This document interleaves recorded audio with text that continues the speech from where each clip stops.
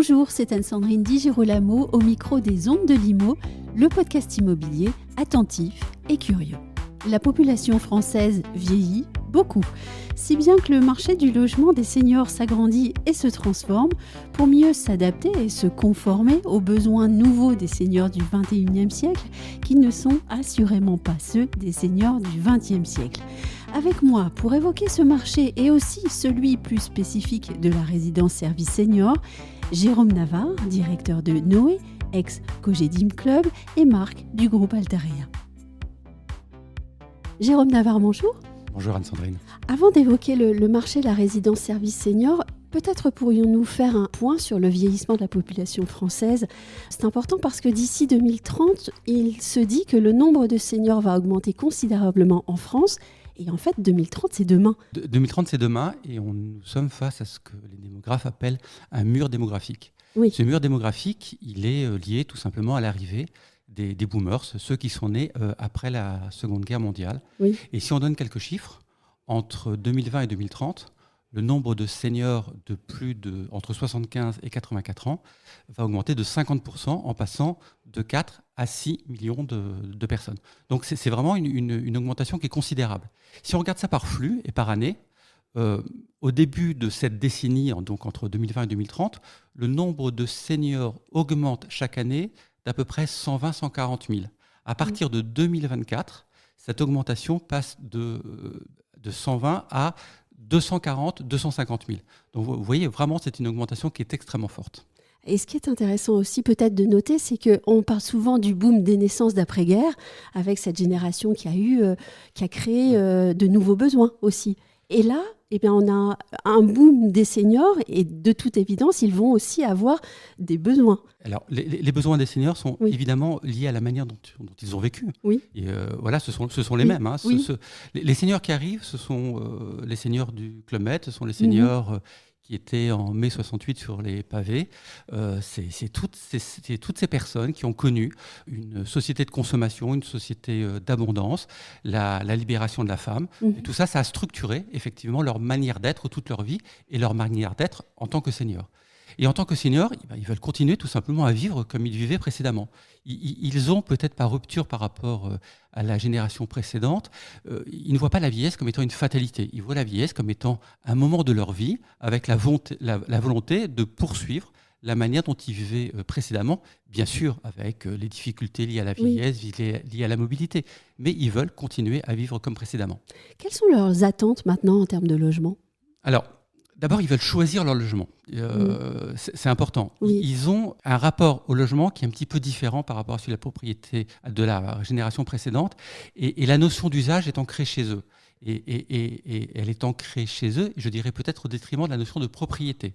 Et ça veut donc dire qu'ils sont beaucoup plus enclins à devenir locataires, à quitter leur logement traditionnel, à être éventuellement critiques par rapport à le logement traditionnel. Et d'ailleurs, nous avons récemment fait une étude. On a interrogé 1 millier de seniors pour savoir quelles étaient leurs attentes. Et il y a 50% à peu près qui sont critiques par rapport à ce logement. Et on s'aperçoit que, contrairement peut-être à l'idée que nous pourrions avoir, leur attachement à leur logement, quand ils en ont un, n'est pas lié uniquement à des éléments émotionnels, mais à des éléments rationnels. Et je vous donne un exemple. Le premier élément pour lequel ils sont attachés à leur logement, c'est le confort. Donc, c'est un élément purement rationnel. Ensuite, ils disent, et c'est également important dans leur manière dont ils perçoivent le logement des seniors, ils disent à 32% qu'ils ne veulent pas quitter leur logement parce qu'ils ne veulent pas aller en EHPAD. Ça veut donc dire qu'aujourd'hui, et on va en parler, c'est qu'il y a vraiment de la pédagogie à faire sur d'autres modes d'habitation que le logement ou l'EHPAD. Il y a des choses qui existent, il n'y a pas que ces deux modes d'habitation. Est-ce qu'ils le voient aussi comme un objet de consommation, en fait ? Ils le voient comme un objet leur permettant de continuer à vivre comme ils souhaitent vivre. Et c'est la raison pour laquelle, lorsque les résidences services seniors sont au milieu de la ville, sont à proximité des commerces, leur permettent d'avoir un certain nombre de services qui leur facilitent le quotidien, et ça répond à cette attente de vouloir continuer à avoir le mode de vie qu'ils avaient précédemment. Au sein du groupe Altaria, vous adressez la question du logement des seniors avec soin et depuis plusieurs années. De quelle manière Avez-vous donc décidé d'adresser cette question du logement des seniors du XXIe siècle ? Alors d'abord, on est parti d'un constat qui est très simple, hein, donc c'est ce par quoi vous avez commencé. Il y a cette démographie des seniors qui est très importante et qui croît de manière vertigineuse à partir de la décennie 2020. Face à ça, faut regarder également quelle est la proportion de logements adaptés aux seniors dans le parc résidentiel classique. Oui. Il n'y a que 6% de logements adaptés. Alors qu'en 2030, il y aura 30% de seniors de plus de 65 ans. Donc on voit qu'il y a vraiment un manque énorme de logements adaptés et ce manque va s'accroître évidemment au fur et à mesure de la démographie. Donc Altaria, en tant que groupe immobilier, a décidé de vouloir répondre à cet enjeu sociétal en étant exploitant de résidences-services seniors. Et donc a été créée il y a à peu près 10 ans une marque qui s'appelle Cogidim Club, donc une marque de résidence senior dite de seconde génération, et que nous avons rebaptisé très récemment, donc c'était en fin 2023, Noé, avec un repositionnement pour justement mieux adresser le besoin des seniors issus de cette génération des boomers. Voilà. Oui, parce que ce besoin se cale juste au milieu de quelque chose qui est assez vaste, en fait, entre la maison traditionnelle et puis l'EHPAD. Oui, il y a, on peut globalement distinguer 3 manières de répondre aux besoins des seniors. Il y a le logement traditionnel, le logement historique, avec un certain nombre d'actions des pouvoirs publics pour pouvoir aider les seniors à rester chez eux, que ce soit par des aides pour pouvoir adapter le logement à leur mobilité, ou que ce soit par des facilités pour avoir du service à domicile, du service à la personne, et notamment par les crédits d'impôt qui sont liés. Donc, il y a d'une part donc ce maintien à domicile. Il y a d'autre part, pour les seniors qui sont en perte d'autonomie forte, il y a les EHPAD. Les EHPAD, aujourd'hui, il y a, pour vous donner un ordre d'idée, il y a à peu près 700 000 personnes qui sont en EHPAD en France, et qui, de plus en plus, parce qu'aujourd'hui, il n'y aura plus de création d'EHPAD, sont réservés à des personnes qui ont un besoin d'avoir une assistance médicale en permanence à domicile. Maintenant, il n'y a pas que ça. Il y a un autre chemin qui est celui qui est qualifié, notamment dans un rapport du commissariat au plan qui a été publié il y a à peu près 1 an, de logement intermédiaire. Ce logement intermédiaire lui-même se divise, je dirais, en 2 catégories. Il y a les résidences services seniors d'une part, et d'autre part, il y a les résidences autonomie. Les résidences autonomie, c'est la résidence senior dite sociale. Et la résidence senior, ce sont des immeubles d'habitation avec des appartements dans lesquels le senior a toute son autonomie et toute sa privacy. Il est chez lui, personne ne peut rentrer sans son autorisation. Les seniors sont locataires, ces appartements sont adaptés à la mobilité des seniors, et en rez-de-chaussée de ces immeubles, il y a un certain nombre d'espaces communs. Et dans ces espaces communs, eh bien, on délivre des services qui sont autour de la sécurité, autour du lien social et autour du confort. De la sécurité parce qu'il y a des personnes qui sont là en permanence et qui peuvent intervenir, quel que soit l'endroit de la résidence, que ce soit dans des parties communes, dans des appartements. Par exemple, si le senior tombe, eh bien, nous pouvons intervenir 24 heures sur 24. Autour du confort parce qu'il y a un système de conciergerie. Le senior qui a un problème sur son iPhone, eh ben, il peut descendre à l'accueil et on va lui régler son problème. On va gérer ses livraisons, on va gérer ses démarches administratives, ses prises de rendez-vous auprès des médecins. Donc on va l'aider dans son quotidien pour qu'il soit plus facile. Et ensuite, il y a, je dirais, la chose essentielle pour moi de la résidence service senior et vraiment ce qui la démarque par rapport notamment au maintien à domicile, c'est le lien social. Et ce lien social, toutes les études démontrent que plus un senior a un lien social important, plus son autonomie est prolongée. Et ce lien social, il est réalisé d'abord par les équipes qui sont sur place, par les équipes Noé qui sont dans la résidence service senior et qui viennent là pour pouvoir notamment faire des animations, faire en sorte que les seniors se connaissent entre eux, qu'ils créent des amitiés. Maintenant, ce sont des lieux qui sont également ouverts à l'extérieur, puisque les seniors peuvent évidemment sortir quand bon leur semble de leur résidence. Nous avons, nous, Noé, eu le parti pris d'avoir des résidences en centre-ville, à proximité des commerces. Et quand je dis à proximité des commerces, ça veut dire à une distance qui permet au senior de continuer à faire ses courses seul à pied. Et ça, c'est très important pour son autonomie. Pour la mobilité. Et il continue donc à avoir un lien social également avec l'extérieur. Voilà. Et par ailleurs, nos résidences sont également ouvertes à des publics extérieurs. Ça peut être soit des seniors qui, de l'extérieur, des seniors voisins, j'ai envie de dire comme ça, qui viennent profiter d'animations qu'il y a dans nos résidences. Il y a des cours de gymnastique douce, il y a des jeux, il y a des conférences qui sont organisées, il y a des activités artistiques. Et donc, les seniors de la résidence ou les seniors de l'extérieur peuvent venir participer à ces animations. Et en plus de ça, nous avons voulu, et ça, c'est un petit peu une des caractéristiques de Noé, je dirais insister sur l'intergénérationnel. C'est-à-dire, l'une de nos convictions, c'est que pour bien vieillir, il faut continuer à avoir des relations avec les autres générations. Je vous donne quelques exemples. Oui. Dans la plupart de nos résidences, nous accueillons des étudiants, nous les logeons, ils ont un loyer qui est inférieur à celui du marché. En contrepartie, ils vont donner un certain nombre d'heures par semaine aux seniors. Donc, ils vont participer à des animations. Et je vous donne un exemple. L'un de nos premiers étudiants comme ça était ici à Les Moulineaux. C'était un jeune ingénieur, il faisait des études d'ingénieur dans le secteur de l'automobile, et il a amené un certain nombre des seniors de la résidence visiter le salon de l'automobile en septembre dernier. Donc voilà, ce lien entre les générations est très important. Dans toutes nos résidences, nous nous obligeons à avoir au moins 2 accords intergénérationnels avec les écoles, les crèches ou les centres aérés qui sont dans l'environnement de la résidence, par lequel il y a au moins 2 rencontres mensuelles, et je dirais 2 rencontres, 2 activités mensuelles avec d'autres générations. Financièrement parlant, à quelle catégorie de seniors est-ce que ce type de résidence s'adresse ?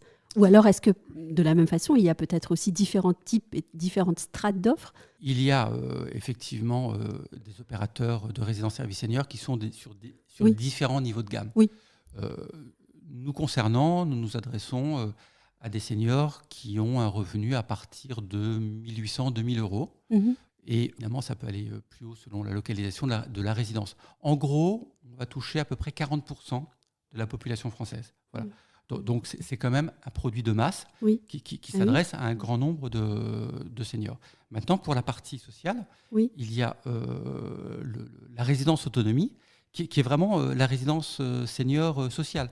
Et là, elle, qui va donc s'adresser à des personnes qui ont un revenu inférieur à celui que j'ai évoqué précédemment.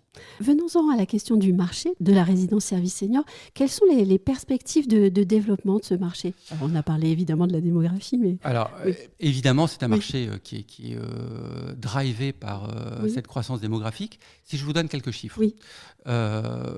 Donc, aujourd'hui, la photo, c'est qu'il y a 7 millions de seniors de plus de 75 ans. Ça, c'est la photo actuelle. Mmh. 7 millions, sur ces 7 millions, vous en avez à peu près 100 000 qui sont en résidence-service senior, à peu près autant en résidence autonomie, et 700 000 qui sont en EHPAD. Oui. Ça veut donc dire que sur les 7 millions, si je donne des chiffres très grossiers, il y en a 6 millions qui sont chez eux, et 1 million dans une autre forme d'hébergement, dont 100 000 en résidence-service senior.